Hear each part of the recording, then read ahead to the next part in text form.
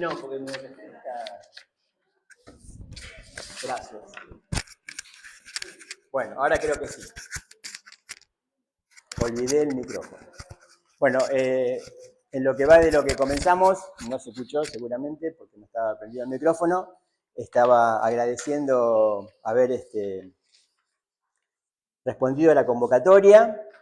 Estaba comentando que desde este año hemos agregado a la lista de los convocantes, que hemos sido siempre Martín Boselli y yo, a Laura Gobato, que está presente. Es un seminario, me voy a extender un poco sobre esto porque hay caras nuevas, así que me parece importante que conozcamos, o que todo el mundo, o refresquemos algunos, cómo trabajamos y de qué se trata con esta propuesta. Aquí hacemos presentaciones, ahí tenemos una agenda, en general, y no siempre, advierto esto porque puede haber un problema con eso, trabajamos los segundos y los cuartos sábados del mes. Pero tenemos que adecuarnos al funcionamiento de la facultad. Esta es un aula que la Facultad de Humanidades gentilmente nos presta. Agradecemos al decano Alejandro Vila, que nos presta generosamente el aula para poder trabajar. Y la facultad a veces cierra los sábados, cuando, por ejemplo, es un fin de semana largo, así el sábado no sea feriado, cierran. Por supuesto, cierran en vacaciones de invierno, como todo el mundo sabe, así que tenemos que adecuarnos a ese funcionamiento. Por eso es que tenemos una agenda en donde inicialmente sí vamos a trabajar segundos y cuartos. La próxima, aprovecho para anunciar el próximo encuentro, porque después al final por ahí nos vamos en momentos distintos y no todo el mundo toma conocimiento. La próxima reunión va a ser el 25 de abril, va a estar a cargo de Laura Gobato, y el tema va a ser el objeto y el self, Winnicott y Lacan. Se llama Lacan antes de Lacan el seminario porque originalmente tomamos el nombre de una muestra fotográfica que se llamó Wuhan antes de Wuhan, un fotógrafo español que vivió en Wuhan antes que Wuhan fuera conocida por el COVID-19, saca fotos y después del COVID-19 hace una muestra en España con las fotos de Wuhan y titula a su muestra Wuhan antes de Wuhan. Es decir, la diferencia que hay entre un Wuhan cuando todavía no era Wuhan y un Wuhan cuando para el mundo terminó siendo Wuhan por el estigma del COVID-19. Nos parecía que ahí había algo también que tiene que ver con lo que pasa con Lacan, con su enseñanza, ¿no? Lacan antes de Lacan trata de jugar esa distancia que hay entre un Lacan que primero empieza a trabajar leyendo, estudiando todo lo que se publica y todo lo que existe de psicoanálisis en ese momento, y después se convierte en un Lacan que es el que todos conocemos, que a veces algunos de nosotros pensamos se llega a ciertas situaciones de sin salida, de encierro con respecto a esa enseñanza muy difícil de descifrar, que está trabajando mucha gente, pero que todavía está, si se quiere, en marcha de alguna manera. Por eso que pensamos que para poder avanzar, a veces hay que retroceder. Así que Lacan antes de Lacan es un poco volver a las lecturas que Lacan hacía de los llamados posfreudianos. En general se considera que los posfreudianos, ¿no? Que no vale la pena leerlos, porque, bueno, porque no hablan de significante, porque no hablan de goce, porque, ¿no? Porque tienen una lectura de psicoanálisis de Freud mucho más diferente que la que después llegó a ser Lacan, que reconocemos, por supuesto, la importancia de esta lectura. Y en esa diferencia queremos apoyarnos para justamente situarnos mejor o tal vez de otra manera en el psicoanálisis actual. ¿Qué quiero decir con esto? Que leer a los posfreudianos, a los llamados posfreudianos, que son de distinta importancia, distinta producción, ¿no? con distinta trascendencia de lo que hicieron, pero leer a los posfreudianos algunos que Lacan leyó, y si fuera posible otros que Lacan no leyó, pensando que eran buenos psicoanalistas, ¿no? Aunque podían ser teóricos débiles, ¿no? Nos parece que nos ayuda a relacionarlos de otra manera con la enseñanza de Lacan y a entender también el psicoanálisis en su magnitud, podríamos decir, ¿no? Porque si no parece que se nos pierde una pieza importante de este juego que significa esta apuesta al deseo que tiene que ver con el psicoanálisis. Entonces, Lacan antes de Lacan es eso, es una propuesta de trabajo, nos reunimos segundos y cuartos. La siguiente, por ejemplo, el siguiente mes, después sigue Verónica Morelli, también presente, el 9 de junio, ¿no? Pero ya, el 9 de mayo, pero después, como el segundo sábado de mayo va a estar cerrada la facultad, pasamos al 6 de junio. Y ahí viene Osvaldo Arribas, que algunos de ustedes lo conocen, tal vez, que lo hemos invitado, un psicoanalista de Buenos Aires, que otras veces ha venido a trabajar con nosotros. Cerramos el primer semestre, la primera mitad del año, con Martí Boselli, que va a hablar el 27 del 6. Y ahí después pasamos al receso, bueno, y volvemos.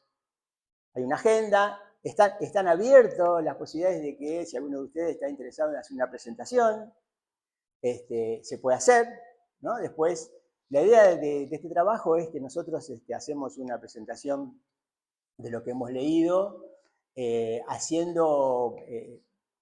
intentando, y nos ha ocurrido en los 3 años que venimos trabajando, darle más importancia al trabajo posterior, ¿no? Es decir, a la discusión posterior. Es decir, tenemos efectivamente la presentación, ¿no?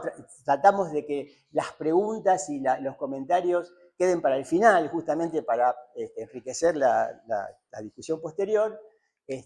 Así que eso pido que en ese sentido las presentaciones no las interrumpamos en la medida de lo posible, excepto una aclaración al pasar, para que después podamos discutir entre todos, ¿no? Y podamos justamente sacarnos las dudas. En general ha venido ocurriendo y ha venido ocurriendo con bastante soltura, con espontaneidad, y acá no hemos tenido vergüenza de decir las cosas que pensamos, que se nos ocurren, que nos parece, y podemos intercambiar entre todos para ver si vamos mejorando en este campo, ¿no? En el campo freudiano. Les pido que pasen una pequeña asistencia en la que pongan con la letra lo más claramente posible su mail, porque es la forma en la que nos comunicamos. Cuando hay algún cambio, cuando hay algún anuncio, el título de la presentación, que ya tenemos el de Laura Bobato, el objeto y el self, Winnie con Lacan, pero después los próximos vamos a ir anunciándolos por mail. Así que los que no tenemos, los que ya reciben el mail, ya está. Pero los que no reciben el mail, pasen una hojita con el mail, lo más de letra de imprenta mayúscula si fuera posible, porque si no se lee siempre mal, y vuelven los mails, para que ustedes se informen de lo que va ocurriendo. Además, nosotros en este momento estamos haciendo un video. Este último año, las últimas reuniones las hemos filmado. Es una posibilidad para que tienen las personas que no pueden asistir por alguna razón, o que viven en otra ciudad o están lejos, para que también puedan acceder al material. Y estos videos van a YouTube. Hay un canal de YouTube, Lacan antes de Lacan, en donde van a encontrar los videos después, para si los quieren repasar, los quieren ver, los quieren, ¿no? Volver a, si tiene algún valor para ustedes hacerlo, están ahí disponibles. Así como están disponibles los viejos. Antes de tener los videos, teníamos un drive con las grabaciones. Antes grabábamos, teníamos un drive con las grabaciones, donde también tenemos la bibliografía. En la medida de lo posible vamos subiendo la bibliografía de la próxima presentación, para que los que tengan ganas y tiempo y quieran hacerlo puedan revisar la bibliografía. Mejora mucho el trabajo que después podemos hacer cuando pasa eso. Así que los que no reciben por mail los anuncios, tendrían que o mandarme un mail a mí, para que yo tenga la dirección sin errores, o escribir en una hojita la dirección y la van pasando.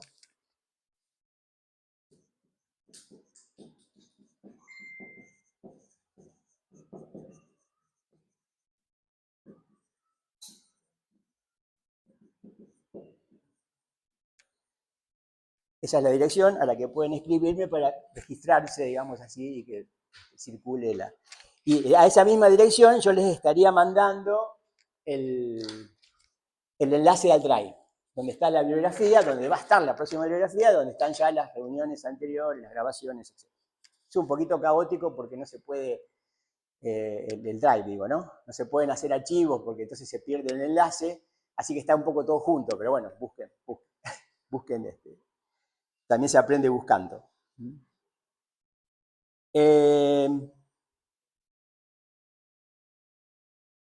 Este es un trabajo que lo hemos pensado inicialmente y lo sostenemos, a pesar de que a veces es difícil sostener lo que voy a decir, que es que sea presencial, ¿no? Es un trabajo presencial, no hacemos ningún vivo, no lo hacemos híbrido, no hay Zoom, no hay Meet. Tiene una razón esto. Sí es cierto que hacemos un video para algunas personas que a lo mejor se tienen que ausentar obligadamente, están viniendo y lo tienen que poder ver. O sea, por supuesto que es público, ¿no? Sería muy difícil hacerlo restringido, pero bueno, sí, a fin de cuentas tenemos ese instrumento, pero no estamos de acuerdo, podría decirse así, con estas nuevas metodologías. Esto tiene que ver con la idea, que es una forma también de dejar dicho eso, que a partir de la pandemia, ¿no? se estimuló y creció enormemente los contactos, las interacciones, ¿no? las relaciones online, ¿no? Tipo Meet, tipo, bueno, todas ¿no? O bueno, las videollamadas, entonces, o las llamadas telefónicas solamente, en términos de inclusive la práctica del psicoanálisis, ¿no? Cosa que habría que pensar, ¿no? O habría que repensar, porque al fin de cuentas el psicoanálisis no fue pensado de esa manera, ¿no? Ni Freud ni Lacan pensaron en el psicoanálisis virtual, para ponerle un nombre que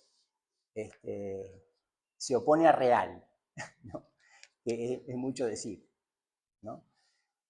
Con esto no estoy diciendo que tengamos que, ¿no? Si muchos de nosotros practicamos, ya sea como analizantes o como analistas, el psicoanálisis con esas nuevas metodologías, no significa que tenemos que dejar de hacerlo o que proponemos que se deje de hacer. Pero sí, en verdad, que habría que reflexionar sobre si no habría que pensar, si no todo el psicoanálisis, al menos gran parte de él, de nuevo. Teniendo en cuenta, ¿no? Cómo eso introduce una modificación en la práctica, que está pensada y se teoriza como discurso desde otro punto de vista, que es el de la presencialidad, justamente.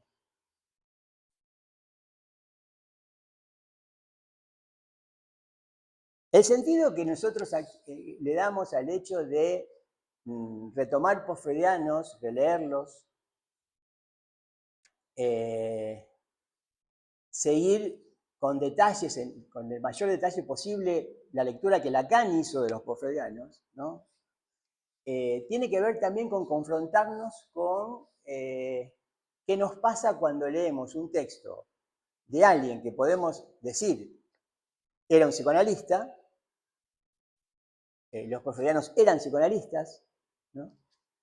Sostenían análisis, ¿no? Transferencias, ¿no? Con distintos avatares, como fue siempre, como ocurrió siempre, a Freud mismo, le pasó eso a Lacan, obviamente,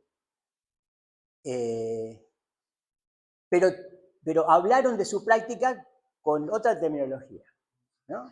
La pregunta es, o la apuesta es, ¿qué nos pasa cuando vamos a leer un psicoanalista que no habla con los términos de Lacan, que no habla con las palabras de Lacan, que no habla con los aforismos de Lacan, ¿no?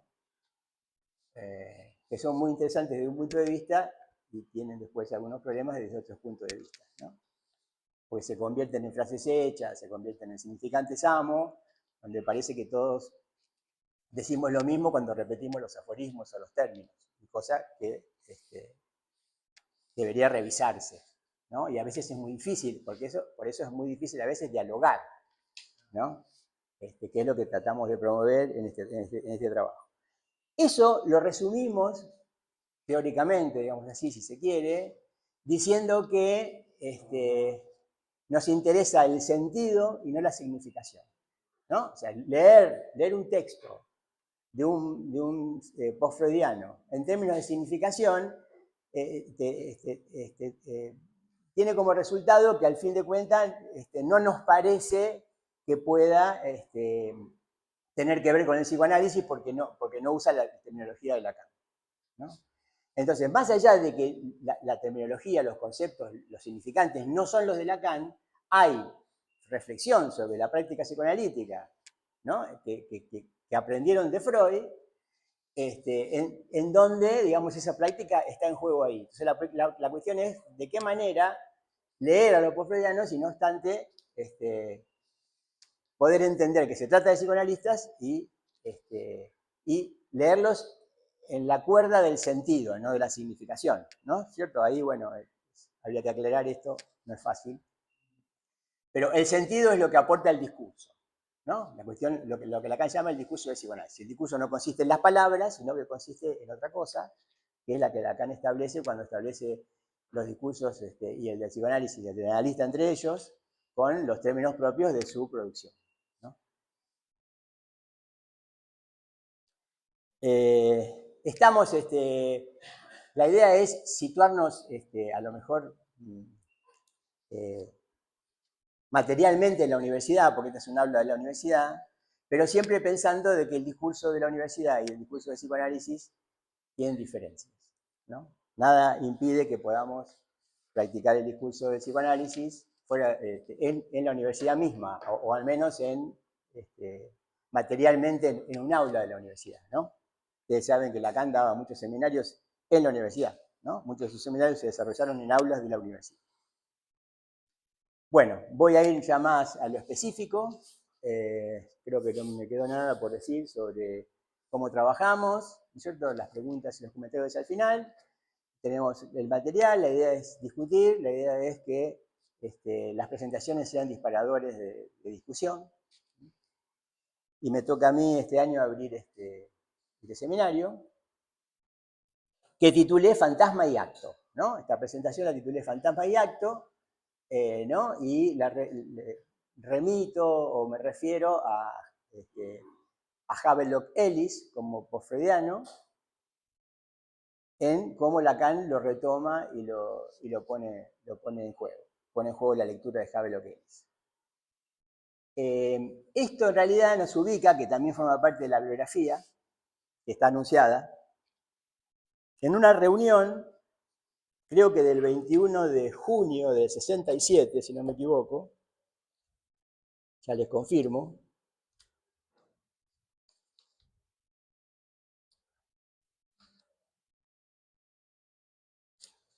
No, tiene que estar acá. Sí, 21 de junio del 67, que es la última reunión del seminario La lógica del fantasma, que está también como bibliografía para la reunión de hoy. Por esa razón voy a ceñirme bastante a esta reunión, ¿no? Y quiero explicar por qué.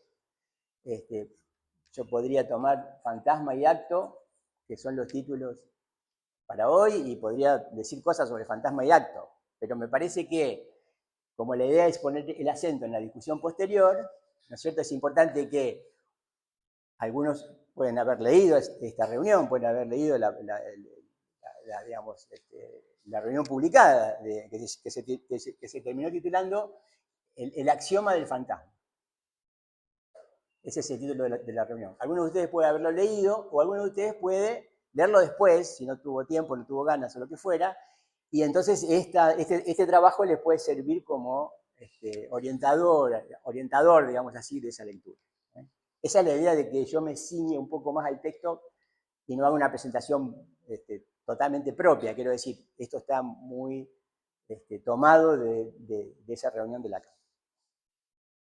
¿Por qué fantasma y acto? Porque no solamente porque Lacan en esta reunión que se tituló formalmente, oficialmente, el axioma del fantasma, habla del fantasma, sino porque también habla del acto. Considerando que es la última reunión del Seminario de la Lógica del Fantasma, que justamente da lugar al próximo seminario, que es el acto analítico. Y además, es un seminario que acaba de salir ahora, que mucha gente lo ha comprado por esa razón y que mucha gente obviamente lo debe estar leyendo. Más rápido, más despacio. Es decir, que es una reunión donde Lacan abre hacia el tema del acto psicoanalítico y cierra, digamos así, todo su desarrollo sobre la lógica del fantasma. Parece que en ese punto es una reunión que tiene importancia, ¿no? Que no es cualquier reunión del seminario, si se quiere.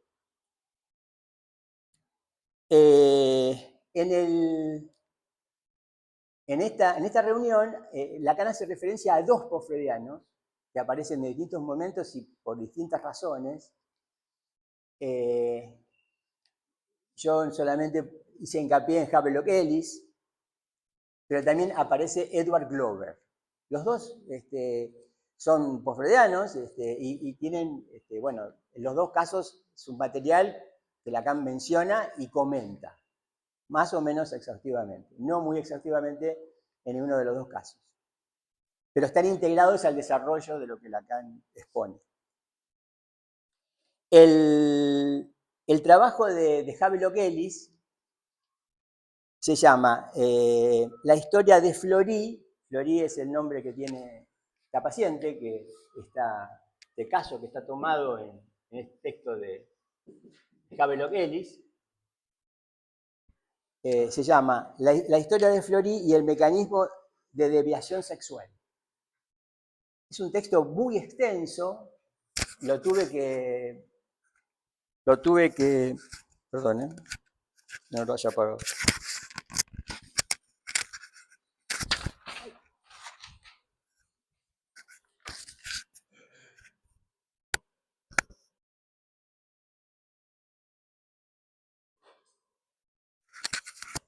Lo tuve que leer en inglés porque estaba en inglés. Pero por suerte, nuestro compañero Fernando Petrella lo encontró editado en español. Sí, está editado por un grupo que se llama Les Traducciones. Yo me vinculé a buscar libros por Mercado Libre y ahí, bueno, lo encontré. O sea, ese libro está, se puede conseguir. Digamos, el libro está formado por el final de la clase del seminario 14 y después hay una pequeña intro acerca de Havelock Ellis y después está justamente el caso de Fleury. El libro se llama Historia de Fleury, caso novela. Sí, porque es un caso novela, ¿no? Quería que comentaras eso, porque bueno, si lo quieren ver en español, que es más fácil, tendrían que ¿no? que conseguirse ese libro. Yo no lo voy a volver a leer, después para saber por qué, yo voy a decir por qué, no lo voy a volver a leer. Bueno, es muy novela. Es muy novela, es un caso novela, como dice el título, ¿no? Efectivamente, que no es el título que le pone Havelock Ellis. Havelock Ellis pone la historia de Fleury, ¿no es cierto? Bueno, y el texto de Glover se llama, me perdió, se llama El efecto terapéutico de la interpretación inexacta. Es muy interesante, ¿no? Porque es sobre la interpretación, es sobre el efecto terapéutico, pero es sobre lo que se llama la interpretación inexacta. Y tiene como título una contribución a la teoría de la sugestión. ¿No? Bueno, ahora vamos a ver cómo aparecen estos dos postfreudianos en lo que Lacan presenta. Yo voy a ir haciendo algunos comentarios, ¿no? De cómo el desarrollo de la reunión, por supuesto que no puedo tomar todos los detalles y algunas cosas las quiero comentar porque me parece que son importantes para situar lo que dice Lacan de estos textos, y también transmiten, me parece, algo sobre la lógica del fantasma e incluso sobre el acto. Sobre el acto, ¿no? Que se llama fantasma y acto, no se llama acto analítico, se llama fantasma y acto, ¿no? La presentación. Acto incluye acto analítico y hay otros actos que no son el acto analítico. Bueno, Lacan empieza con, bueno, antes de eso, el seminario se llama La lógica del fantasma, y yo creo que es una idea, es una interpretación mía, en este caso, que no sé si habría si habría otro elemento en el discurso del psicoanálisis para que se asocie a una lógica. ¿No? Digo, lo que se asocia a una lógica en el discurso del psicoanálisis es el fantasma, ¿no? Quiere decir que ahí, ¿no? Digo que lógica no está usado en un sentido metafórico, en este caso, ¿no? Yo puedo usar lógica en el sentido metafórico en otros casos, pero en el caso del fantasma, por eso digo que pertenece al fantasma el tema de la lógica, ¿no? Pertenece a la cuestión del fantasma. Bueno, Lacan empieza con la asociación libre. Sobre la asociación libre tendríamos que decir algunas cosas, ¿no? Primero que, bueno, se discute cuán libre es, ¿no? Si es libre, si no es libre. Es importante que, bueno, como todos tenemos presente, supongo, excepto que lleguemos acá por primera vez a escuchar algo de psicoanálisis, ¿no es cierto? Invitamos al llamémosle paciente inicialmente, porque ¿no? Se tiene que convertir en analizante. Invitamos al paciente a que hable y a que asocie libremente, que diga todo lo que se le ocurre, es la forma de presentar la regla, ¿no? Pero bueno, vieron, se discute si esa asociación es libre o no es libre. Dice Lacan algunas cosas sobre eso en esta reunión.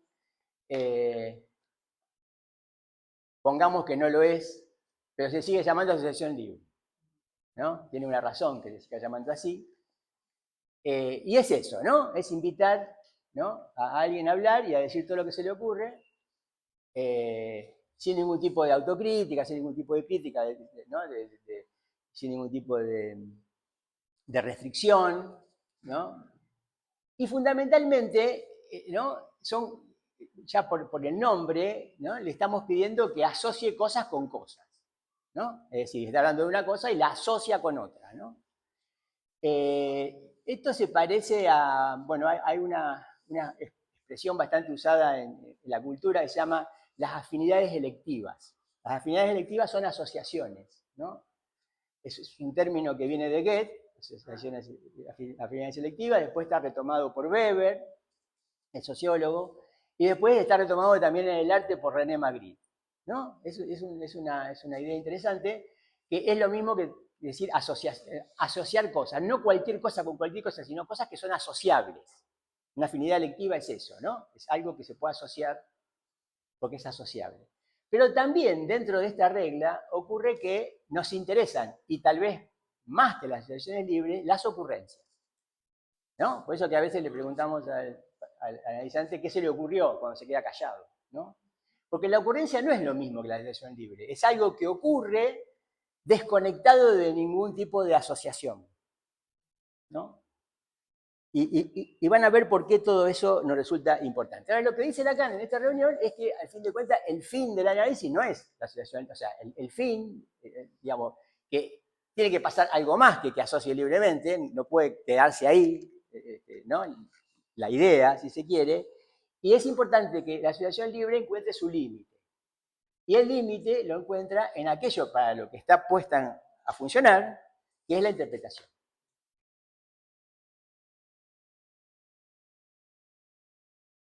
Que enseguida a nosotros nos pone la situación, seguramente todos hemos pasado por esta pregunta y tal vez todavía estemos en esta pregunta de, bueno, ¿cómo interpretar? ¿No? ¿Cómo hacerlo correctamente? ¿No es cierto? ¿Qué es interpretar? ¿No? ¿Qué es lo que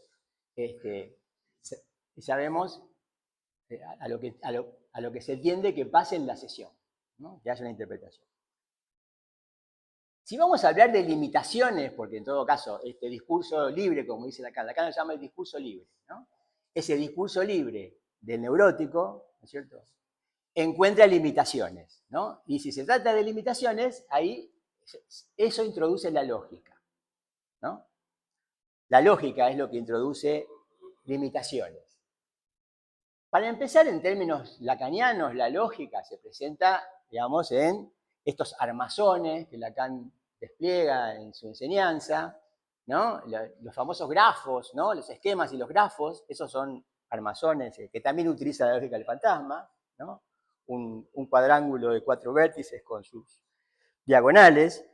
No vamos a explicar eso ahora, no tiene mucho sentido que lo hagamos en este momento, ¿no?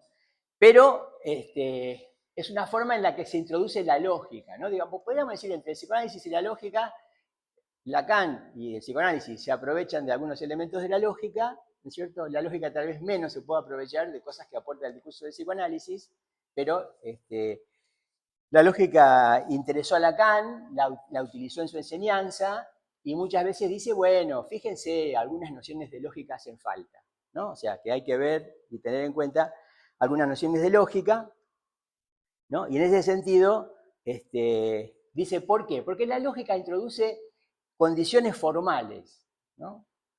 La lógica es la lógica formal, ¿no? ¿Y para qué? ¿Y en dónde juega la lógica? La lógica juega en los encadenamientos de los enunciados, ¿no? No estoy hablando de psicoanálisis, estoy hablando de la lógica, pero también en el psicoanálisis, ¿no? Resulta ser, especialmente en términos de la propuesta de hablar, de generar enunciados de la asociación libre, que se producen encadenamientos de enunciados, ¿no? Y a nosotros nos interesa eso y operamos con los enunciados, operamos con lo que se dice, ¿no? Con lo que se escucha, lo que se dice, además. En la lógica formal, que trata los encadenamientos de los enunciados, ¿no es cierto?, opera, y es muy importante, la función de la negación, ¿no? La función de la negación, ¿no? La lógica es clave y genera principios como el del tesoro excluido, ¿no? Digo, son cosas más o menos conocidas, tampoco tengo mucho tiempo de desarrollar eso, pero sí el hecho de que en la lógica formal, ¿no es cierto?, algo no puede ser negado y afirmado al mismo tiempo, ¿no? Eso es una condición de la lógica. Pero resulta ser, ¿no es cierto?, que no es la lógica del inconsciente. Esa no es la lógica del inconsciente. En el inconsciente se trata de que algo puede ser afirmado y negado al mismo tiempo. Y si no, es muy simple, tenemos que ir a ver todos los mecanismos que Freud destacó, ¿no es cierto?, empezando por la denegación, ¿no es cierto?, o pasando por la renegación e incluso teniendo en cuenta la represión, ¿no? Son todos mecanismos, llamémosle psíquicos, que suponen que algo puede ser afirmado y negado al mismo tiempo. Porque es así en el inconsciente, ¿no es cierto? Con lo cual, entonces, en las asociaciones libres no nos ocupamos de las contradicciones, ¿no? Digo, cuando nosotros invitamos al analizante a que asocie libremente, ¿no es cierto?, no nos ocupamos de cuando se contradice, ¿no? Y digo esto porque muchas veces, ¿no es cierto?, por charlas y comentarios con colegas, ¿no?, me cuentan situaciones, etcétera, en donde de pronto le dicen al analizante, bueno, pero usted dijo esto, ¿por qué dice esto y también dice esto? Porque asocio libremente, sería la respuesta, ¿no? No se puede confrontar al analizante a que se contradice, no nos interesan las contradicciones, ¿no? Por esto que estamos diciendo. Claro, sea coherente cuando le acabamos de decir que sea incoherente, ¿no? Bien, pues le acabamos de pedir que sea incoherente. Entonces, ¿cuál es la idea? Es que el inconsciente viola el principio de no contradicción, ¿no? Pero al mismo tiempo está instalado en el principio de no contradicción. ¿De qué manera? Porque el inconsciente pertenece al campo lógico que está fundado en las proposiciones. O sea, ¿el inconsciente qué es? ¿No? Está estructurado como un lenguaje. El hecho de que el inconsciente esté estructurado como un lenguaje nos pone digamos, pone en función el significante ¿no?, se asocia a otros significantes, se generan proposiciones, enunciados, y los enunciados se encadenan. Ese es un campo lógico. Entonces, el inconsciente viola el principio de no contradicción y al mismo tiempo está situado en un campo lógico en donde opera el principio de no contradicción, ¿no? Es una forma de afirmar y negar algo al mismo tiempo, además. Bien. Ahora bien, entonces, porque la verdad es una cuestión clave en la lógica, ¿no? Entonces, justamente, digamos, la verdad en la lógica es una cosa y en el psicoanálisis es otra, ¿no? Eso es importante. ¿En dónde aparece la verdad, digamos así, en el psicoanálisis? Bueno, aparece, como todos nosotros creo que ya sabemos de antemano la respuesta, aparece en las fallas de los enunciados. Porque si algo no hay que olvidar en la práctica del psicoanálisis, ¿no?, es lo que Lacan llama la dimensión de la verdad, ¿no? Si algo no hay que olvidar, es lo que Lacan dice, la llama la dimensión de la verdad. Para esto, digamos, algunos de ustedes creo que lo deben de tener fresco. Para esto, por ejemplo, podemos recordar un desarrollo como el que Lacan hace en Saber, Verdad y Opinión, del Seminario 2, ¿no?, en donde Lacan justamente explica la disyunción que hay entre saber y verdad y cómo la verdad encuentra refugio en la opinión, ¿no? Digo, es importante esto, ¿no? Esta dimensión de la verdad es la que no debe olvidarse en el psicoanálisis, ¿no? Se debería convertir el psicoanálisis en otra cosa, ¿no? Olvidar esta dimensión de la verdad. Lacan dice en esta reunión, y es interesante, que nosotros pedimos asociación libre al paciente, al analizante, para engañar a la verdad, ¿no? Digo, quiere decir, la verdad no se entrega fácilmente, ¿no? La verdad encuentra refugio en el inconsciente, podemos decir así, ¿no? Por eso que Lacan dice que el psicoanálisis se trata de interrogar a la verdad desde un discurso que puede decir sí y no al mismo tiempo.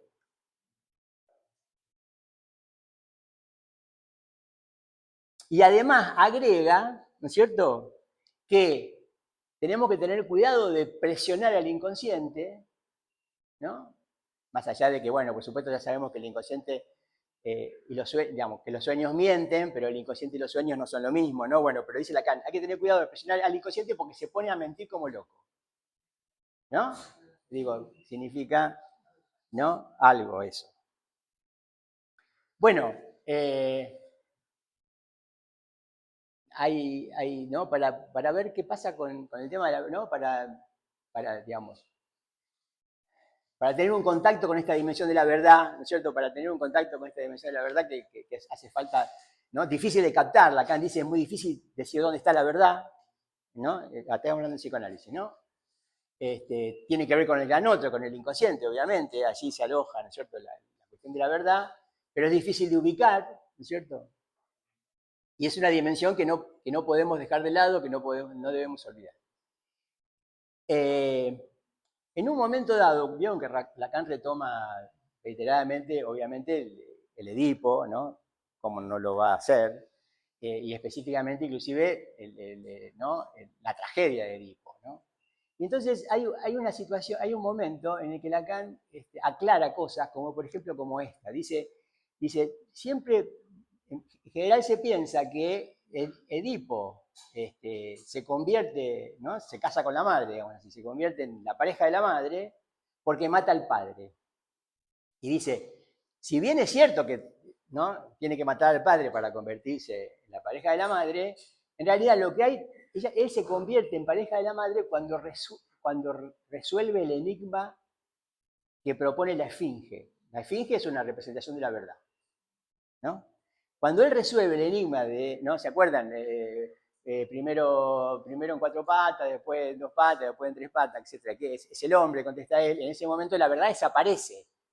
Y él se convierte, por haber resuelto ese enigma, ¿no?, se convierte, tiene derecho a casarse con la viuda, con Yocasta.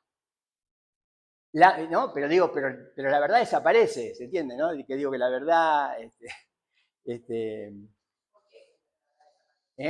porque, bueno, es lo que pasa en la tragedia, ¿no? Digo, por ejemplo, en la representación cinematográfica de Pasolini, la verdad se suicida, se tira en un, no sé si recuerdan los que vieron la película, recomiendo que la vean, Edipo Rey se llama, ¿no? La verdad se tira al abismo, ¿no? Digo, lo que representa la esfinge, que es la verdad misma, ¿no? Edipo resuelve el enigma y ella se tira al pozo, se tira al abismo, se mata, se suicida, desaparece. Reaparece con la peste, la verdad, reaparece con la peste para que justamente Edipo se haga cargo de la verdad, que es que mató al padre y Yocasta a su madre, ¿no? Digo, por el tema de la dimensión de la verdad. Bueno, ¿qué pasa con la interpretación, ¿no es cierto? La interpretación se tiene que poner en juego en relación a esta dimensión de la verdad, ¿no es cierto? Porque si no, como dice Lacan en esta reunión, ¿no es cierto? El riesgo es que si eliminamos la dimensión de la verdad, la interpretación es sugestión.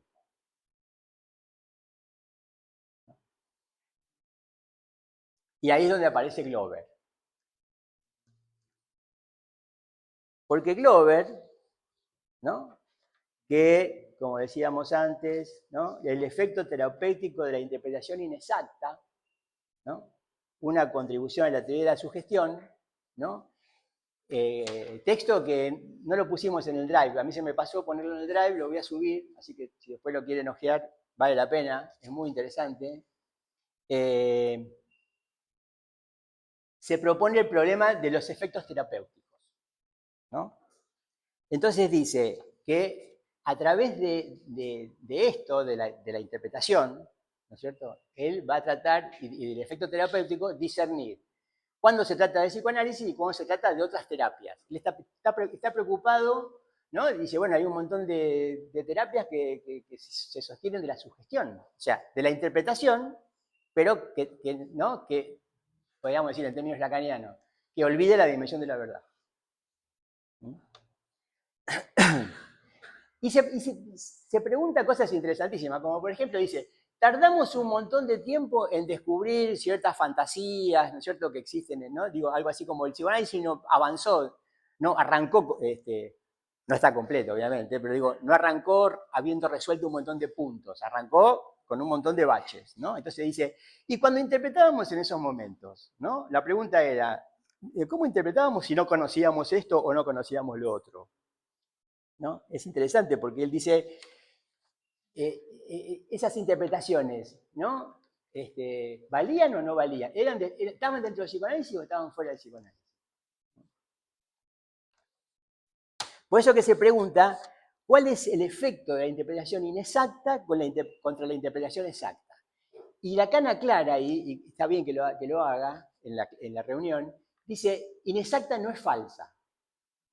¿No? Es importante eso, porque no es cualquier cosa, digamos, es una interpretación que no es exacta, pero podríamos decir que se la aproxima, ¿no? Que es incompleta. Bueno, otra cosa que él discute en un momento dado, Glover, es interpretación incompleta, interpretación inexacta o interpretación incompleta, ¿no? Que por supuesto, terminología discutible, ¿no? La completud, etcétera, pero bueno, no es lacaniano Glover, obviamente. Por eso dice, ¿cómo entender las curas que se lograron antes? ¿No?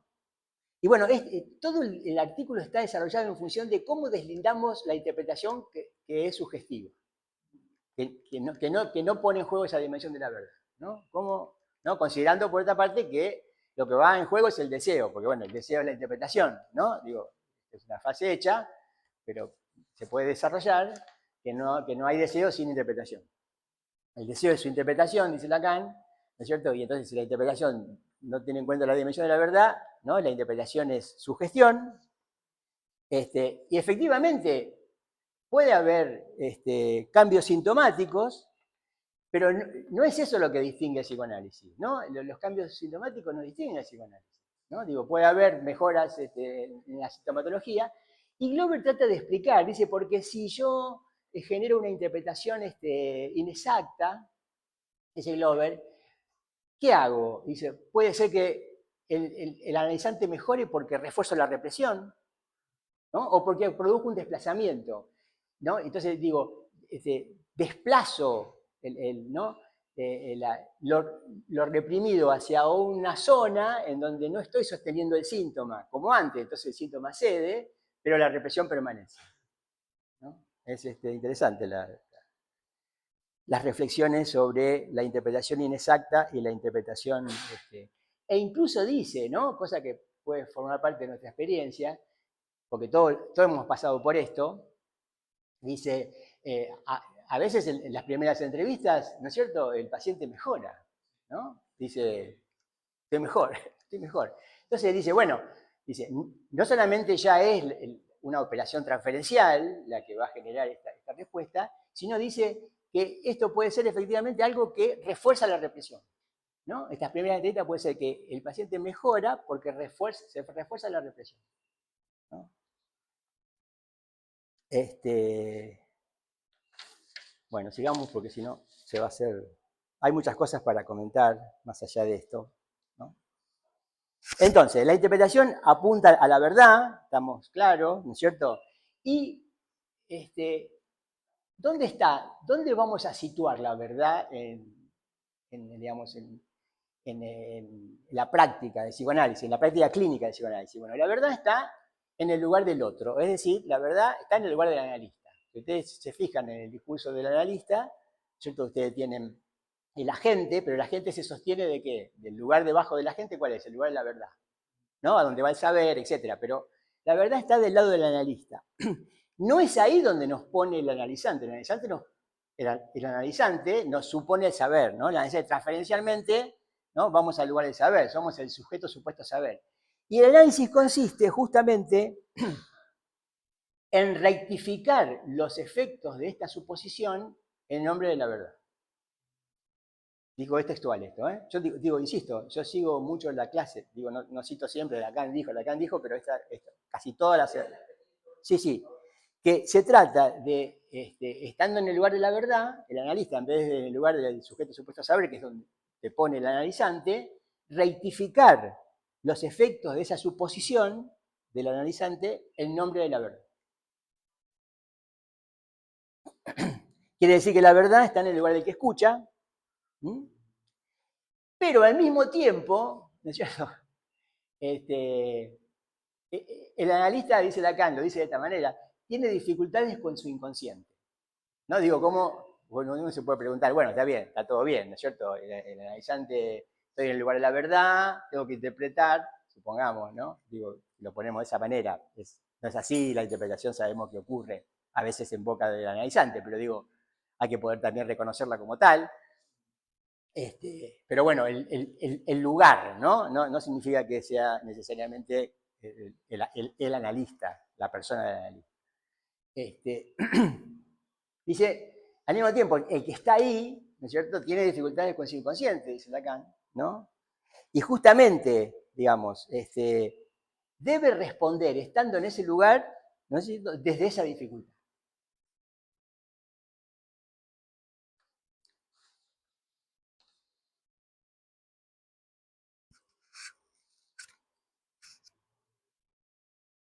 Bueno, la reunión continúa por el lado del deseo, ¿no es cierto? Que sería, lo que está en juego es la verdad del deseo, dice Lacan, ¿no es cierto? Y dice algo también muy interesante, porque dice que cuando nos vienen a consultar, ¿no es cierto? Dice, es porque para esa persona, ¿no es cierto? Al deseo de esa persona le llega la hora de la verdad, ¿no?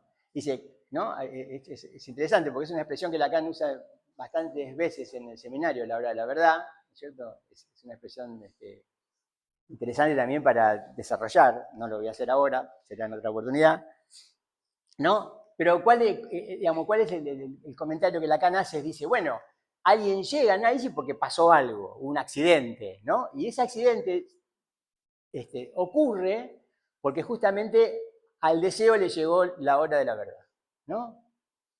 Al deseo le llega en ese momento la hora de la verdad, ¿no? Es como, de alguna manera él lo dice, no sé si voy a ser exacto, pero le tengo que darle sentido total, digamos, como si uno está frente a su deseo, porque la hora de la verdad no es ni antes ni después, ¿no? Es como que no es ni antes ni después, es a esa hora, por eso la hora de la verdad, la hora pesa como en relación a algo temporal. Entonces, alguien está en una situación en donde se acerca a su deseo de tal manera que por esa razón ocurre un accidente, ¿no? Entonces uno va desesperado, ¿qué me pasó? ¿Cómo me pasó esto? ¿Qué sé yo? Y bueno, tiene la posibilidad de analizarse, ¿no? Bueno, y inmediatamente, como Lacan está apuntando todo hacia el acto, introduce el tema del acto sexual, ¿no? Yo voy a decir pocas cosas sobre esto, sé poco sobre el acto sexual, quiero que sepan, estén seguros de eso. Lo primero que dice es que la erección no tiene que ver con el deseo, tiene que ver con el goce, ¿no? con el goce autoerótico, ¿no? Sería que para llegar al acto sexual, ¿no es cierto? En la relación con el deseo, con el acto sexual, ¿no? Para empezar, no se trata del deseo, se trata del goce. La erección ocurre por el goce autoerótico, ¿no? Que está en juego en la erección. Por supuesto que la cosa no se puede detener ahí, dice Lacan, no se detiene ahí para el acto sexual, ¿no? Y dice, para la mujer, porque ahí hace la diferencia entre para el hombre y para la mujer, ¿no? No podría decir lo mismo, obviamente, dice algo que para mí es un enigma, las chicas podrán entenderlo mejor que yo, dice, es el arranque del ascensor. Es el arranque del ascensor. ¿El ascensor como el de acá? No, como el de acá seguro que no. Espero que no, porque si no, no se llega a nada con él. Bueno, entonces, si el deseo está involucrado en el acto sexual, ¿no es cierto? Es justamente, digamos, porque hay demanda. Porque no hay deseo sin demanda, ¿no? Entonces, si el deseo está involucrado en el acto sexual, es porque hay demanda. Por eso que se habla de comercio sexual, por eso se habla de mercado, ¿no? Y bueno, ¿qué es el mercado? El mercado es crear demanda, ¿no? El vendedor, ¿no? Tiene que transitar el arte de crear demanda, de hacernos querer, ¿no? Algo que no necesitamos, ¿no? Eso es crear demanda, ¿no? Porque el deseo es un subproducto de la demanda, ¿no? Creo que alguna vez lo hicimos, no sé si tengo tiempo, pero una buena forma de representar esto es el tema del toro, en donde ustedes tienen, ¿no es cierto?, los giros de la demanda, que son los giros alrededor, ¿no?, del vacío interior del toro, ¿no es cierto? Esta es la demanda, de mayúscula, y justamente el giro alrededor del agujero central del toro, que es donde se ubica el objeto A, es el giro del deseo.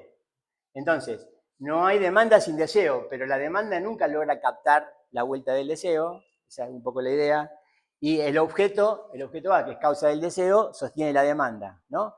Y si bien la demanda tiene objetos y la demanda puede satisfacerse con objetos, el deseo no se puede satisfacer nunca, dice Lacan, ¿no? No hay forma de satisfacer el deseo, ¿no? Quiero decir que, por ejemplo, el pecho, un objeto, ¿no es cierto?, es inadecuado para el deseo, ¿no es cierto?, porque al fin de cuentas es sustituido por algo que no se puede dar, por algo perdido, ¿no? Esa es la idea del objeto del deseo.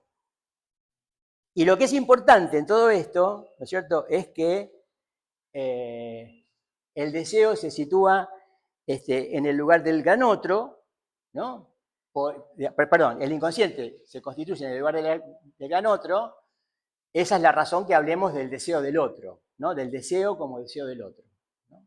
¿Qué significa el deseo como deseo del otro? Es que, ¿no?, en esta lógica del mercado y de la demanda, ¿no es cierto?, en general, y está muy claro, y podemos dar miles de ejemplos, en donde quiero algo, ¿no? Quiero comprarme algo, ¿no? Está lo de comprar, después aclaro por qué digo comprar, y Lacan habla de comprar acá también. Quiero algo porque lo quiere otro, ¿no? Porque si lo quiere otro y yo no lo tengo, a mí me puede faltar. Esa es un poco la lógica, ¿no es cierto?, del deseo como deseo del otro, ¿no? Donde eso es lo que pesa.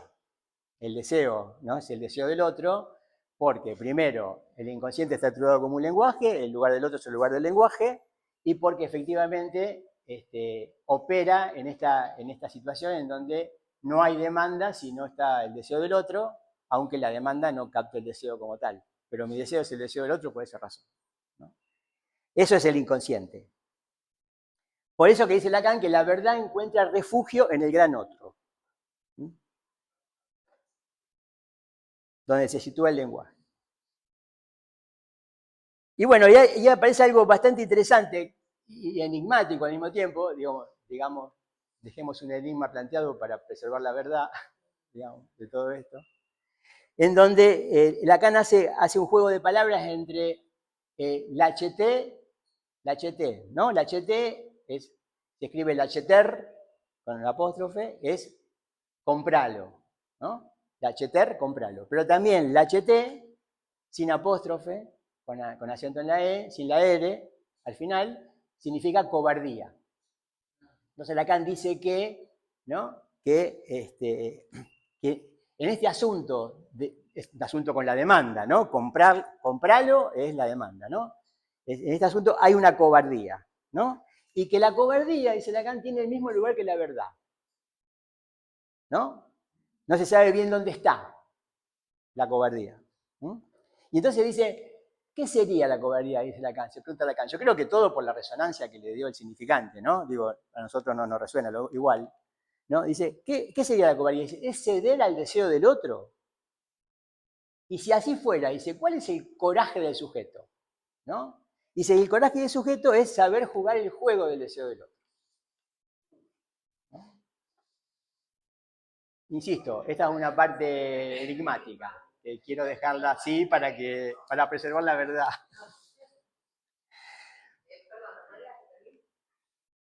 ¿Cuál? Que el coraje del sujeto sería saber jugar el juego del deseo del otro. Bueno, entonces se pregunta, ¿a qué juego jugamos? ¿No? De nuevo, ahí dirigido al analista, ¿no? ¿A qué juego jugamos al interpretar los deseos inconscientes, en particular los del neurótico? ¿No? Y entonces dice que esto nos lleva al fantasma, ¿no? Que es el tema fantasma ya. Bueno, quiero poder, sí, vamos a tener tiempo de charlar. Bueno, y ahí aparece algo interesante que tiene que ver un poco de dónde el que establece el seminario saca el título, el axioma del fantasma, porque va a ser un pequeño desarrollo sobre la verdad en lógica, que ya hemos abandonado, ¿no? Pero dice Lacan que dice, lo voy a leer porque es un poco más difícil y voy a tratar de explicar. Dice, no es posible instalar un orden lógico sino atribuyendo la función de verdad a un agrupamiento significante. Eso en lógica, ¿no? Dice, este uso lógico de la verdad solo se encuentra en las matemáticas. O sea, es verdad, ¿cierto? Un orden lógico que se atribuye, ¿cierto?, a un agrupamiento significante. Dice, este uso lógico de la verdad solo se encuentra en las matemáticas. Porque él está descartando el problema de la significación de eso, ¿no? Digo, se discute mucho sobre, bueno, está bien, eso es así en la lógica, pero ¿qué significa? ¿Cuál es la significación? Entonces Lacan dice que eso es un callejón sin salida, que Russell mismo, el matemático, ¿no? Dice que en la matemática no sabemos de qué estamos hablando. O sea, funciona, ¿no? Que hay una función de verdad, que tiene que ver con un orden lógico de agrupamiento de significantes, pero no sabemos de qué hablamos. Entonces queda, que no sabemos de qué hablamos significa no podemos pensar el problema de la significación en la verdad en lógica, ¿no?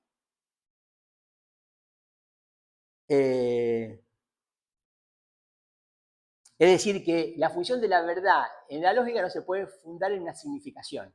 Esto sería la idea, ¿no? Digo, a veces se piensa en la lógica y se dice, bueno, esto, ¿dónde está la realidad de esto? ¿Dónde constato? Demás? Y no es eso. Eso es algo que funciona internamente de ese orden lógico. Y esto, dice Lacan, que lo introduce, esta discusión, si se quiere, por la que pasa superficialmente, no desarrolla finamente, esto es para interrogar la propia función del fantasma. ¿No? Entonces dice, ¿no? Tenemos un modelo de fantasma que es un niño espegado, todos conocemos el texto de Freud, donde, bueno, hay tres tiempos, Freud deduce el del medio, que no es explícito, ¿no? El fantasma es un niño espegado. Dice, el fantasma, dice Lacan, no es más que un arreglo significante. Pero es importante, ¿no?, que ese arreglo significante consiste en un sujeto tachado y el objeto A, ¿no? Esa es la escritura algorítmica del fantasma, en Lacan. Dice, el sujeto tiene que ver con una frase, ¿no? ¿Y la frase cuál es? Un niño es pegado, ¿no? Un niño es pegado es la frase.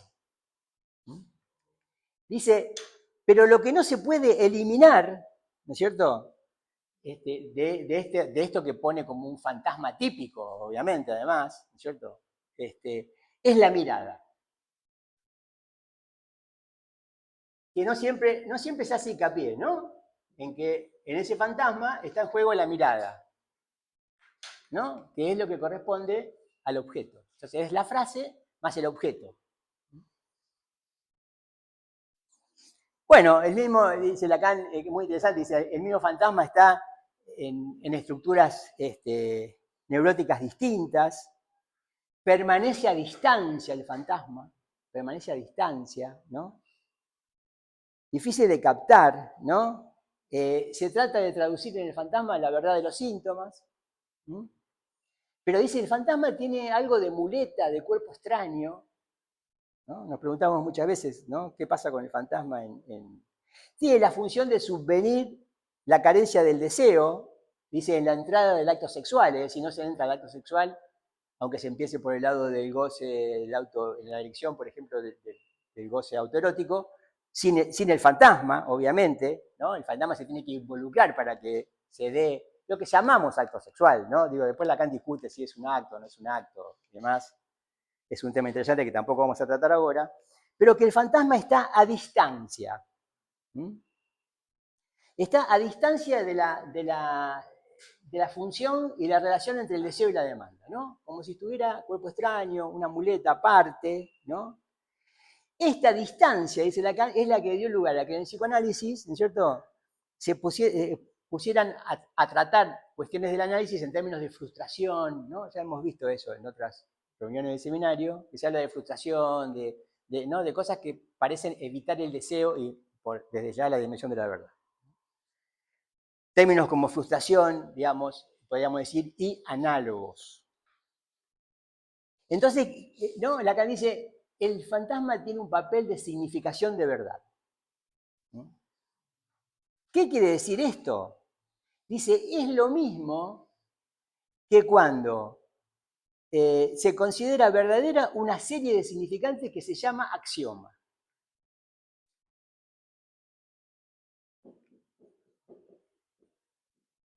Por eso es que el axioma del fantasma es que el fantasma funciona, digamos, como un axioma. ¿Y cómo funciona el axioma? ¿No? Por ejemplo, para repasar rápidamente cosas que todos debemos saber. Existe la axiomática, que estudia los sistemas axiomáticos. ¿Qué es el axioma? El axioma es cuando se proponen ciertos postulados, ¿no? Que no hace falta demostrar de verdad evidente. Por ejemplo, ¿no es cierto?, la geometría euclidiana, que todos conocemos, ¿no es cierto?, por un punto fuera de una recta, solo pasa una paralela. Eso es un axioma de la geometría euclidiana, ¿no? ¿Se entiende? Que por un punto fuera de una letra solo pasa una paralela a la recta dada, y solo una. Cualquier otra recta fuera que pase por ese punto, ¿no es cierto?, corta la recta inicial. Eso es geometría euclidiana, ¿no? Es un axioma, es una verdad obvia. A partir de ahí surgen teoremas, por ejemplo, el de Pitágoras, ¿no? Digo, no de este postulado solo, también de otros, pero digamos, son estos postulados iniciales no demostrados ni demostrables, y después sigue, según leyes de transformación, por deducción, se generan teoremas, demostraciones de teoremas, ¿no?, conclusiones de esos teoremas, etc. Bueno, el fantasma tiene el mismo lugar, es un axioma, ¿no? Y dice Lacan, hay que tomarlo tan literalmente como sea posible y lograr para cada estructura, hay que tomarlo tan literalmente como sea posible y lograr para cada estructura definir las leyes de transformación que asegurarán a ese fantasma el lugar de axioma en la deducción de los enunciados del discurso inconsciente, ¿no? Es decir, tiene valor de axioma, hay leyes de transformación, genera, como se generan las matemáticas, enunciados. La diferencia es abismal, ¿no? Digo, en matemáticas yo establezco postulados, como por ejemplo cuando yo niego el postulado de las paralelas, entro en geometrías no euclidianas, que son absolutamente válidas como esta, nada más que establezco otro punto de partida y otra regla de juego, ¿no?, a partir de ese punto de partida. Bueno, acá podríamos decir, tenemos que el fantasma es el punto de partida, ¿no?, de esas leyes de transformación que generan enunciados inconscientes, ¿no? Pero no podemos pensar que vamos a deducir el fantasma de los enunciados inconscientes, ¿no? Digo, acá deducimos del axioma de matemática los teoremas, pero porque el fantasma tenga el lugar de axioma no significa que podamos inducir desde los enunciados inconscientes el fantasma, ¿no? Bueno, es un tema a discutir. Interesante para investigar y para discutir.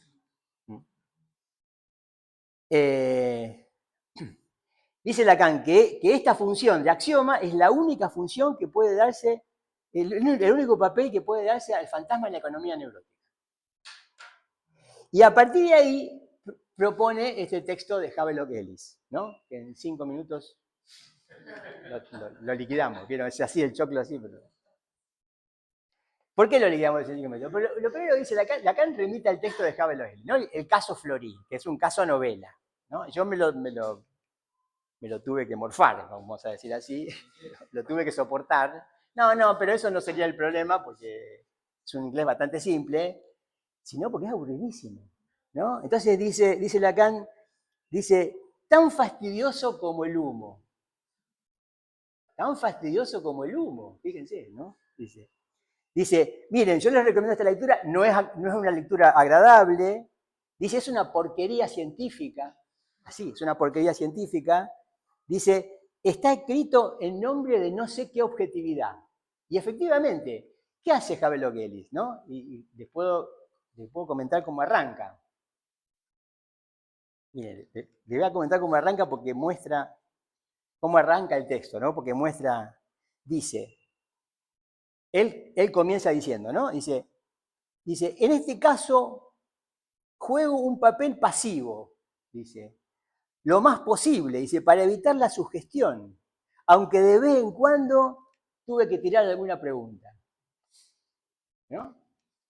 Porque aparte, ustedes leen el caso, ¿no? El caso es así, ¿no? Esta mujer lo contacta a Havelock Ellis porque tenía libros y le dice, tengo una amiga que se llama Florí, que tiene estos problemas, ¿no? Los problemas que tenía era, digamos, estaba obsesionada con ser castigada con una fusta y tenía fantasías de autoflagelación, etcétera, ¿no? Digo, es un caso heavy, podríamos decir así, de eso.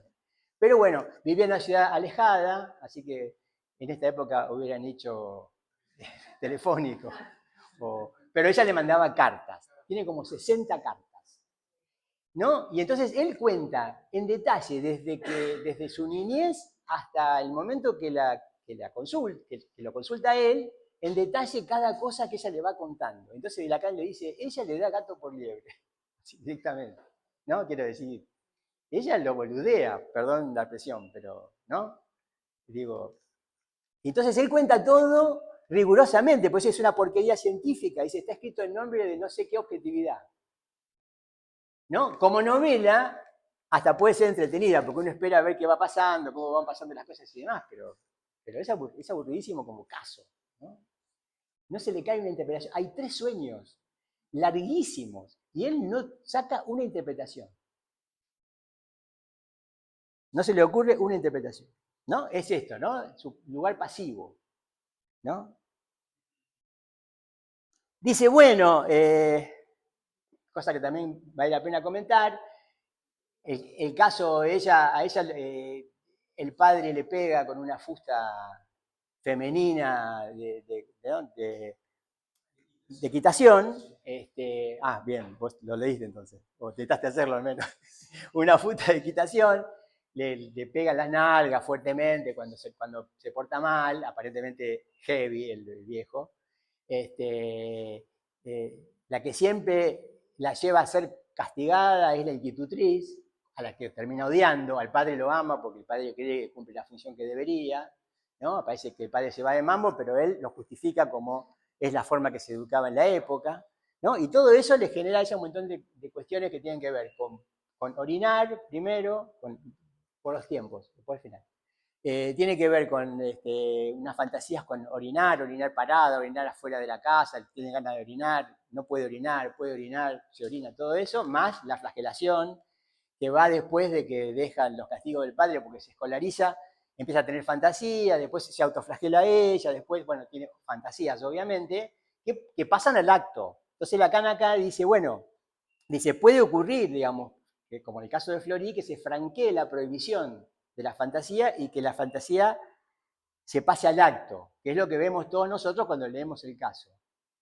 Pero, dice, desde el punto de vista de Havelock Ellis, podría decirse, sería más bien un acting out, ¿no?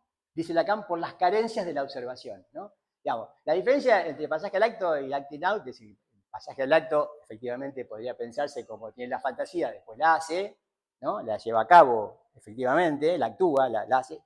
Y el acting out es una representación, como en el caso de los sesos frescos de Crisia y otros casos que se pueden mencionar, donde por una deficiencia simbólica, una deficiencia de esa relación simbólica, por algo que no se escucha, alguien va y hace algo para mostrarle que no se escucha, sería, ¿no? Es como que Florier está mostrando que él no la analiza con estos relatos, para él eso, para nosotros, ¿no? Ella pasa el acto, cosa que puede pasar, dice, que puede un neurótico franquear la prohibición, o sea que si bien Havelock Ellis le trata como un caso de perversión, ¿no es cierto? Parece que para Lacan es un caso de neurosis, ¿no? No de perversión. Y lo más lindo, y es lo que Lacan, sobre Lacan pone el acento, que creo que resume toda la posición de Havelock Ellis, es que en determinado momento ella le cuenta que tiene la fantasía de que por supuesto que le pegan, ¿no es cierto? Que le pegan azotes, en esta situación, digamos, muy fantasmática, obviamente, pero se hace la idea de que eso lo realiza un hombre al que ella admira y venera. Y entonces dice Lacan, y no le preguntó quién era, ¿no? Dice, ¿por qué no le preguntó quién era? Porque era él, ¿no? Porque la fantasía de ella era él el que aceptaba. Bueno, para terminar, y así podemos charlar, es lo que me pasó a mí, no sé si está en la traducción, después contarás vos, Fer, si está en la traducción que vos tenés, pero en la versión que yo subí en inglés hay un postscriptum, ¿no? Y el postscriptum significa que, bueno, escribe el caso y después ese caso se ve que circula, lo toma Steckel, no sé si ustedes lo oyeron nombrar, un posfreudiano, Wilhelm Steckel, toma el caso y Steckel hace todo lo contrario de Havelock Ellis. Sin haber conocido a la paciente, sin haberla escuchado nunca y demás, interpreta todo, cada cosa, interpreta todos los sueños, interpreta por supuesto con el complejo de Edipo, con que ella tiene una aspiración a la masculinidad, que orinaba parada porque quiere ser hombre, que es una masoquista, que el padre es un sádico, pero así, o sea, es la otra cara de lo mismo, ¿no? Lacan no nombra, Lacan no dice nada de Steckel, pero dice de él, digamos, que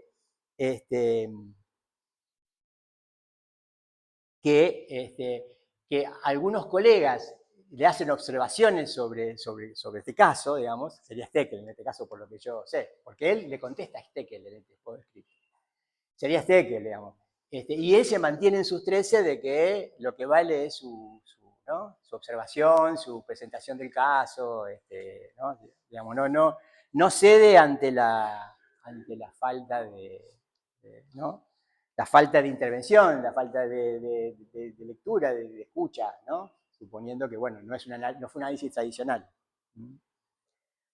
Y aparte Lacan agrega que, al final, bueno, Steckel le reconoce que esta mujer mejoró su situación, ¿no? Digo, mejoró su situación, pudo tener relaciones normales, no se curó del todo, como nunca nadie se cura del todo, pero mejoró, ¿no? Estaría dentro de lo que Glover dice que los neuróticos a veces se autocuran, ¿no? Ejerciendo estos desplazamientos subjetivos que a veces lo hace un análisis, un pseudoanálisis, ¿no? Donde cambia, digamos, no se levanta la represión, pero cambian las zonas donde se pone el hincapié, donde se hace hincapié, ¿no? Y entonces Lacan completa diciendo de que esta observación, por eso que vale la pena tal vez leerlo, aunque sea medio infumable, esta observación muestra las dificultades, dice Lacan, que resalté sobre la apreciación del fantasma, ¿no? Estaría toda esta idea de que el fantasma queda a distancia y muy difícil de integrar al discurso, dice Lacan, ¿no? Dice que este caso de la segunda, de cuando te pegan a un niño, cuando Freud reconstruye el segundo tiempo, dice como que eso ocurre excepcionalmente, que es muy difícil que eso ocurra. Y termina, y les leo con lo que termina, porque es lo que da introducción al seminario 15 del acto, dice, la distancia entre la función del fantasma, tal como lo imaginamos nosotros, pobres neuróticos, en el nivel llamado perverso, y su función en el registro neurótico, es exactamente, diré, la que va del dormitorio al baño, ¿no? Es decir, que el neurótico se queda en el baño, sería, ¿no? No llega al dormitorio, ¿no? Dice, termino en esto para hacer clínica. Dice, ¿acaso hay dormitorios aún cuando no hay acto sexual? Dice, ¿acaso hay dormitorios aún cuando no hay acto sexual? Entonces dice, hay una distancia entre el dormitorio y el baño, ¿no? Y termina diciendo, todo esto nos lleva a la puerta que los invitaré a franquear el próximo año, a saber, la de un dormitorio en el que no pasa nada, salvo que el acto sexual se presenta en él como forclusión, en sentido estricto, ferverfum. Este dormitorio es lo que suele llamarse el consultorio del analista. Bueno, este es el título que daré a mis lecciones el año que viene, el acto analítico, el acto psicoanalítico. Bueno.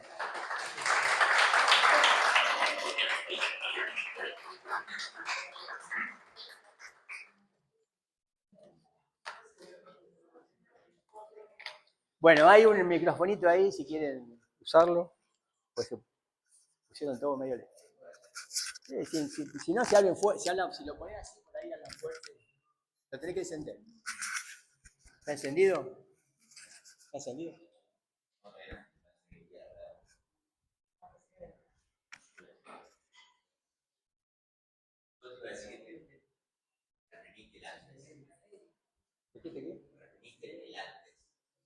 Ah, mirá. Ah, sí.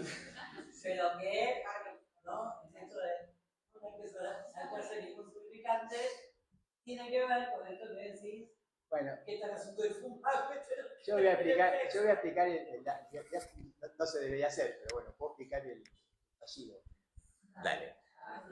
Estuvimos debatiendo entre los, llamémosle, organizadores y afines, claro. ¿no? Que tal vez se había agotado el Lacan antes del Lacan, ¿no? Y que podíamos pasar con alguna dificultad, porque no iba a ser más difícil, a Lacan después de Lacan, ¿no? Cuando se entiende por qué, Sí, está claro. por qué falta el antes y tampoco llega el después.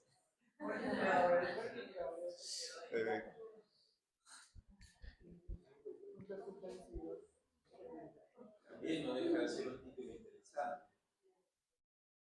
Sí, porque aparte repetir el significante Lacan, ¿no? Es la misma cuestión de la diferencia de la repetición.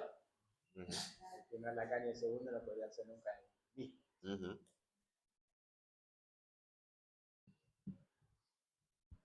Bueno, pido disculpas porque había cosas densas, ¿no? Digo, bueno, es un seminario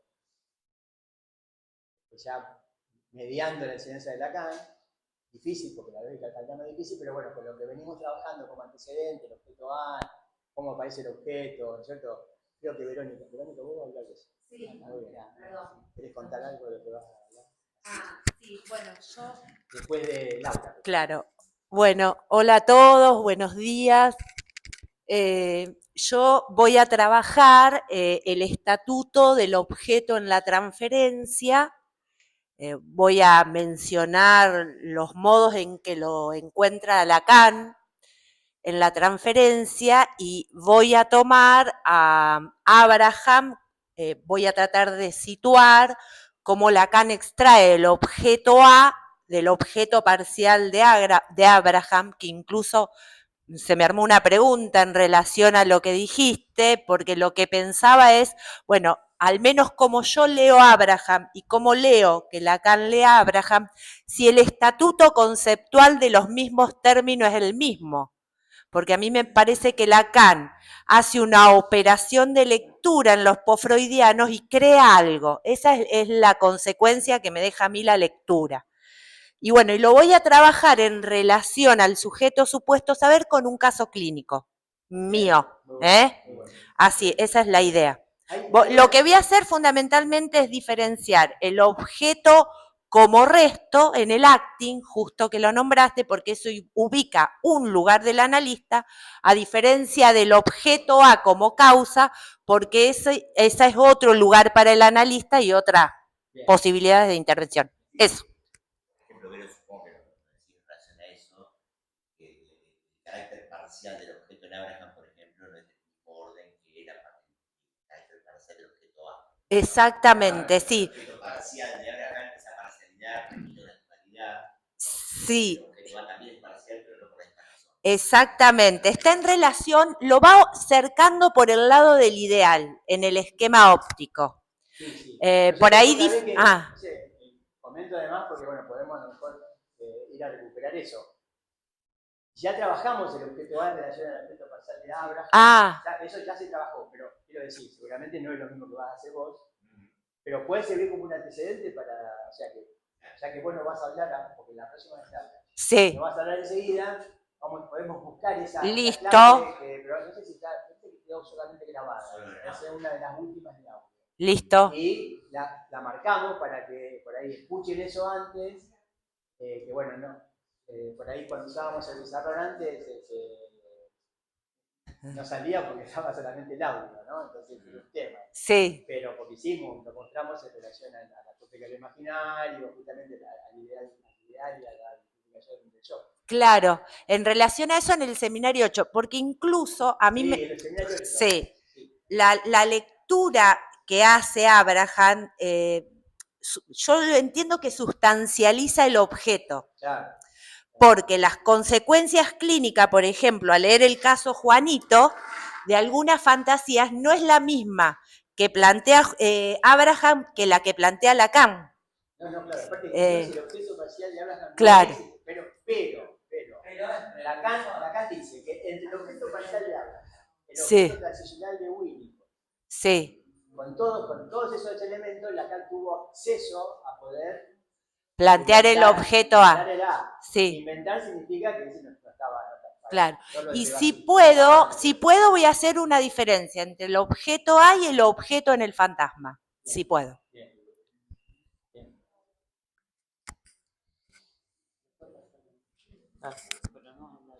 No, una cuestión ahí, Héctor, por ahí para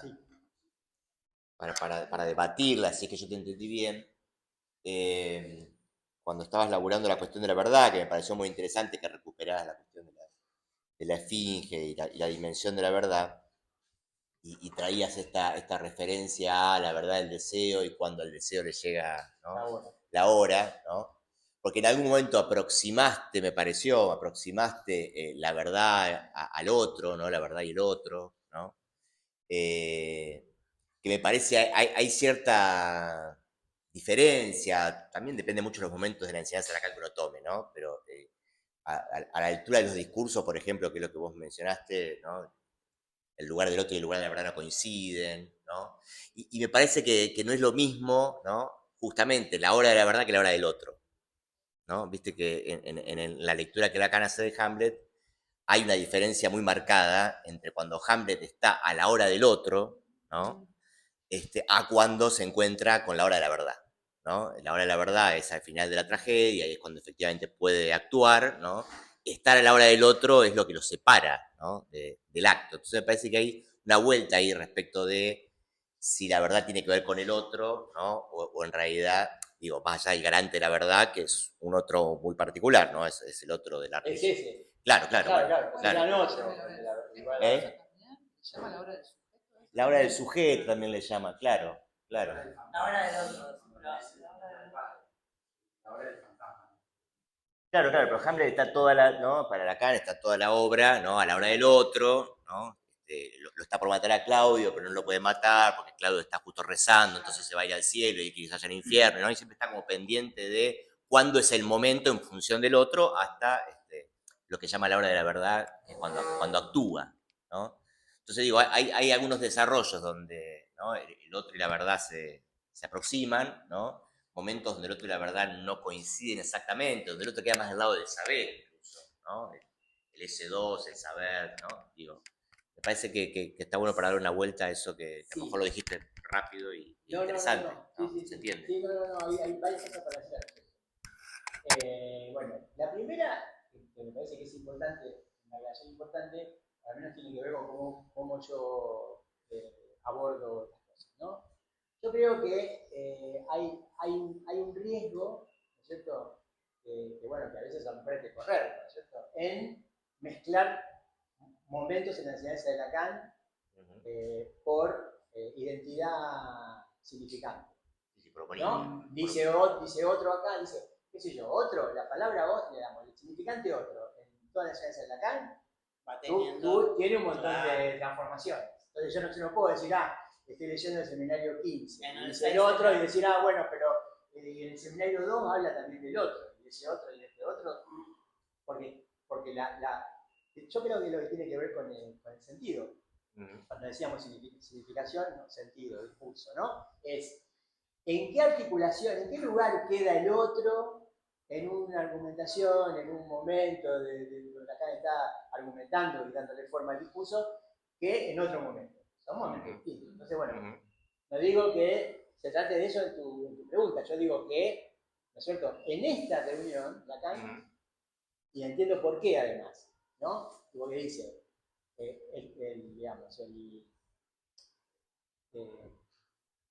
el lugar del otro es el lugar del lenguaje. Es gran otro, ¿eh? Siempre, en todo esto que estuvimos diciendo, siempre se trata de gran otro. Es el lugar del lenguaje. El lugar del lenguaje es el lugar también del saber, a fin de cuentas, ¿cierto? De los significantes, de la relación entre los significantes, etc. Pero la verdad, en el discurso de psicoanálisis, tiene un lugar simbólico. O sea, no hay verdad si no es fuera de lo simbólico. O sea, Lacan hace todo un desarrollo, especialmente en el último seminario, diferenciando verdad y real. ¿No? Verdad y real no se superponen en Lacan, porque la verdad no es real, es simbólica. Ahora bien, tiene ese lugar que Lacan articula en Saber, Verdad y Opinión, que está como ¿no? En estado naciente, la verdad es que está en estado naciente, da lugar al saber, pero el saber la deja fuera. La dimensión de la verdad es poder incluir eso que el saber deja fuera, ¿no? Entonces, pero sigue estando en el lugar del otro, la verdad. Pero sí, por esa misma razón, digamos, quiero decir, es simbólico, si la verdad es simbólica, si la verdad no es real y no es imaginaria, es simbólica, está en el lugar del otro. O sea, no digo que sea lo mismo que el saber, al mismo tiempo hay una disyunción entre saber y verdad. ¿No? Digo, para ubicar esto. Ahora bien, no sé, ese otro en Hamlet, ¿cierto? Que puede ser, que efectivamente, como vos articulás, está el tema del acto, está el tema del otro, ¿no? Pero acá la hora de la verdad no es la hora del otro, es la hora de la verdad del deseo del sujeto. Por eso está contraponiendo, es que la hora de la verdad no es la hora del otro. Claro. Acá sería Sí, por eso que está bien por ese lado. Porque también está pero que la verdad está en el lugar del otro, sí, también acá existe, ¿no? Lo que vos traes entre el otro, ¿no? El lenguaje, el saber y la verdad, por tomar los 4 términos que traías, está también la cuestión de la palabra, ¿no? Digo, la verdad tiene que ver con la palabra, ¿no? Y no solamente con el lenguaje, por supuesto, no se da si no es en el lenguaje, si no es en lo simbólico, pero no queda reducido ni al lenguaje, ni al saber, claro. ¿no? Pero la palabra también participa de lo simbólico. Obviamente. O sea que más allá de la palabra, obviamente. Bueno, en función de la palabra, ¿no? Claro, la función, lenguaje, en función de la palabra. Claro, en función de la palabra. Bueno, sí, no hace falta que se lo pongan, con que esté cerca. bueno. Toma. Genial. Bueno,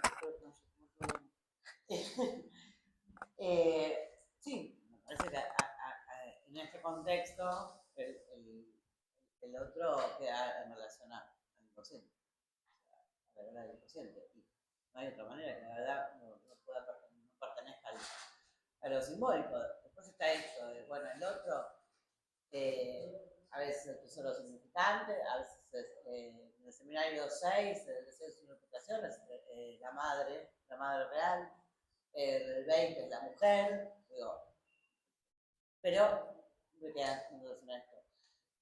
A mí me encantó la presentación porque lograste, yo digo, no, vamos a estar hasta las 5 de la tarde, ¿cómo va a ser? Me sorprendiste cómo lo pudiste presentar. A mí me parece muy interesante, quizás estoy trabajando eso para lo de causa freudiana en mayo, hablando sobre eso, en relación a, bueno, diferenciar la interpretación para el psicoanálisis, diferenciarla de la sugestión, articulándolo, por supuesto, a la transferencia. Fíjense que Lacan dice en la clase del supuesto saber del seminario 11, dice, una vez que se le supone sujeto, saber, sea o no analista, encarna ese lugar, sea o no analista, queda fundada la transferencia. Con lo cual, por eso no podemos hablar del éxito, ¿no?, terapéutico. Ahí no lo dice Lacan, por otro lado, porque todos los psicólogos tienen sus pacientes, ¿no? Hablar en términos de éxito. Ahora, tanto en esa clase como en variantes de la cura tipo, para hacer referencia a la interpretación, en variantes de la cura tipo, Lacan dice explícitamente, ¿no?, cuando pregunta, bueno, ¿qué es hablar? Y dice, esto que vos mencionabas hoy, en relación a la casa del fantasma, dice, bueno, hablar queda sancionado, si ahí se habla o no, va a quedar sancionado por quien oye. Pero al mismo tiempo, la forma en que sanciona el que oye lo que queda dicho, da cuenta del quién habla, ¿no? Si se apunta al discurso constituido, al del yo, o al constituyente. Y en la casa del seminario 11 dice, bueno, la interpretación no es cualquiera, nunca es cualquiera, no es que cualquier interpretación le va al asunto. Habla de los significantes sanos, bueno. De todas maneras, sí, a mí sí me gustó esto que nombraste en relación a Glover, porque lo digamos como lo digamos, está presente en Lacan, está presente en Freud, la interpretación nunca podría ser, por supuesto, acabada, ni completa, ni siquiera exacta. Es que toca algo, en todo caso. Algo de esa verdad es tocada, me parece a mí, ¿no? Lacan dice en esta reunión, que creo que me lo salteé, no sé, no me acuerdo, que la interpretación inexacta tiene efectos porque puede hacerle cosquillas a la verdad. Exacto. Para mí eso, a mí me gusta esa operación, ¿no? Esa es la posición. No es cualquiera, pero cosquillea la verdad. Bueno, eso me parece que es lo más verdadero, valga la redundancia. Porque ahí hace el límite de lo real, porque bueno, por el ombligo del sueño, por lo real, la boca viva, llamémoslo como nos guste. Bueno, Fernando, vos vas a decir algo, ¿no? Bueno, y después te corté yo. No. No. Un pequeño, iba a hacer un pequeño comentario. Después de que termine. Sí. Ya, Está bien, no, dos cosas. Hay algo, ahora en todo caso tendría que volver a la lectura y bueno, habría que ver cuándo. Pero cuando vos hablabas, digamos, de la posición de Havelock Ellis, yo recuerdo que él decía, me cuidé de tomar una posición pasiva. Con lo cual él me cuidé de tomar una posición pasiva, hacía la traducción, o eso es lo que yo recuerdo.